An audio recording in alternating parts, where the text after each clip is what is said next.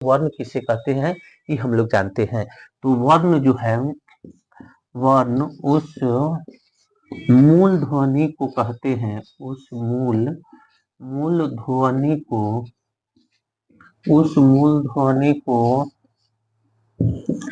कहते हैं, उस मूल ध्वनि को कहते हैं जिसका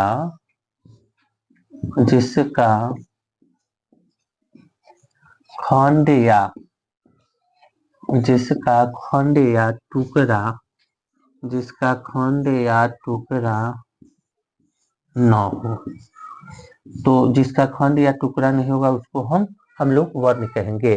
तो आइए जैसे हम लोग जान लेते हैं, जैसे में आपको हो जाएगा क हो जाएगा, ज हो जाएगा और त हो जाएगा। ये जो वर्ण है इसका हम लोग खंड या टुकड़ा नहीं कर सकते हैं। उसके बारे में हम लोग उसके बाद जानते हैं इसका जो वर्ण का जो अन्य नाम है वो हम लोग समझते हैं। तो वर्ण का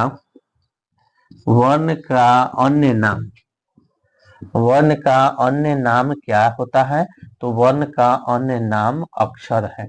वर्ण का अन्य नाम अक्षर है। अब हम लोग जानते हैं आगे वर्ण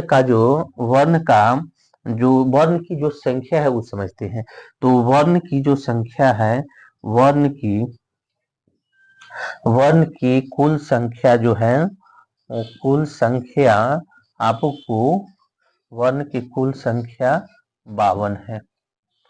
वर्ण की कुल संख्या 52 है। और आगे जानते हैं वर्ण की कुल संख्या 52 है।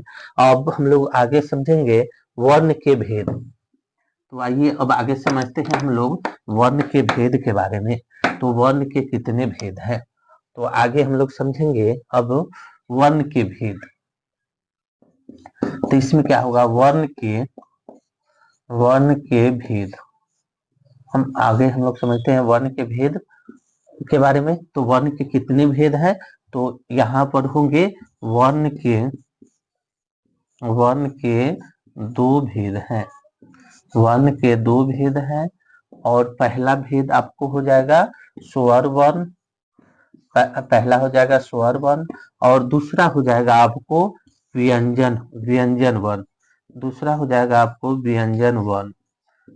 वर्ण के 2 भेद है, स्वर